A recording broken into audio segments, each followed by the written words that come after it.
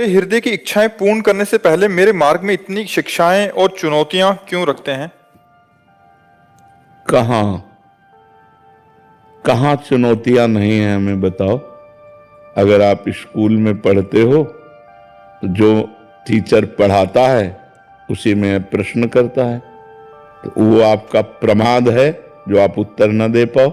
नहीं तो 1 साल का समय मिलता है, एक क्लास के चैप्टर को वही टीचर आपको पढ़ाता है और फिर उसी क्लास के चैप्टर से ही प्रश्न होता है, और जब आप प्रश्न में पास हो जाते तो आपको शाबाशी मिलती है, आप अगले क्लास में जाने योग्य हो गए।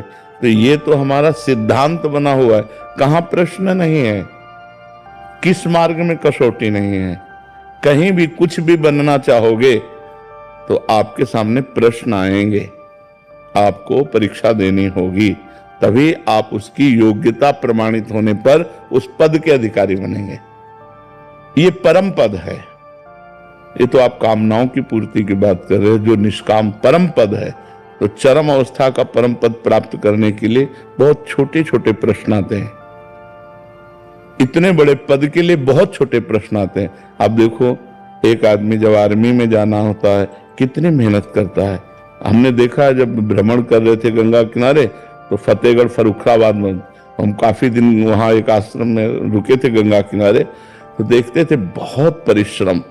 मिलिट्री के जवानों को बहुत रेत में दौड़ाना, धूप में दौड़ाना, वो मोटरसाइकिल से ऑफिसर चल रहा है उसके साथ दौड़ना, और जरा सी चूक हो जाए तो पिटाई होना, पेट पकड़ के ऐसे नोचना, क्या क्या। हम लोग गंगा किनारे ये देखते हैं, एक आर्मी का जवान तैयार होने में कितनी मेहनत लगती है, और वो भगवान का पार्षद बनना चाहता है, इतने बड़े भगवान का दास बनना चाहता है, तो उसके सामने परीक्षा तो आएगी। अच्छा, रही कामना की पूर्ति, तो अगर हम कामना करते हैं 100 रुपए की, तो हमें ये योग्यता दिखानी होगी कि मैं 100 रुपया रखने लायक हूं।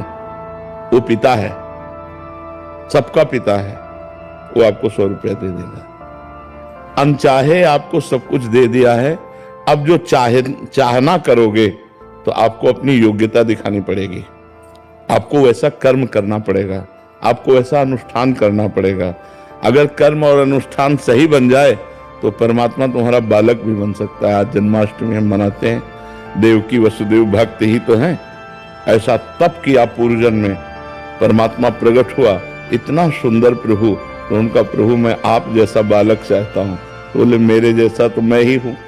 तो स्वयं भगवान सच्चिदानंद आज कंस के कारागार में भगवान का प्रादुर्भाव होता है। यह अपनी मथुरा नगरी में कंस के कारागार में अखिल ब्रह्मांडों का पिता भक्त के वशीभूत होकर पुत्र बनता है आकर के। तो अगर हम कुछ भी चाहते हैं, कोई भी कामना करते हैं, तो हमको योग्यता दिखानी पड़ेगी। ये पूरी सृष्टि का नियम है। अब अगर आप एक होमगार्ड बनना चाहते हैं तो आपको दिखानी पड़ेगी, तो उसके अनुसार योग्यता दिखानी पड़ेगी। जहां भी कहीं भी कुछ भी आपको दिखाना पड़ेगा कि आप इसके योग्य हैं। अनचाहे ढंग की सबकी कामनाएं भगवान ने पूर्ण की है। चाह करोगे तो उसके लिए आपको कुछ करना पड़ेगा, अनुष्ठान, पवित्रता, तपस्या, जितेंद्रियता, ये दिखाना पड़ेगा आपको। तो वो रोड़े नहीं होते, वो प्रश्न होते हैं। आप उस प्रश्न का उत्तर दीजिए। अब आपके सामने विपत्ति रूपी प्रश्न आया है, अब आप भगवान का चिंतन करते हुए उस विपत्ति रूपी प्रश्न का उत्तर दीजिए कि आप घबराएं मत। जो उस समय हमें विवेक अंदर से मिल रहा है, हम उस विवेक के द्वारा उसको पार करें। पैर तोड़ दिए जाएंगे, अब चढ़ के दिखाओ, ऐसा है ये मार्ग। तुम्हारे हाथ तोड़ दिए जाएंगे, अब उठा के दिखाओ। तो प्रयास करो, तुम टूटे हुए हाथों से भी तुम उठा पाओगे, क्योंकि परमात्मा तुम्हारे साथ है। मूकम करोति वाचालम पंगुम लंघयते गिरिम यत् कृपा तमहम वंदे परमानंद माधवम। तो ऐसा ना सोचा जाए कि हमारे जीवन में प्रश्न क्यों आते हैं, रोड़े क्यों आते हैं, विपत्ति क्यों आती है, क्योंकि वो हमको आगे बढ़ाने के लिए आती है। कोई भी डिपार्टमेंट देख लो, सृष्टि का कुछ भी करना है तो आपकी योग्यता के संबंध की जानकारी के लिए आपसे प्रश्न किए जाएंगे, और आप जब उन प्रश्नों में पास होंगे तो आपको योग्यता के अनुसार वो सेवा, वो कर्म, वो पद मिल जाएगा।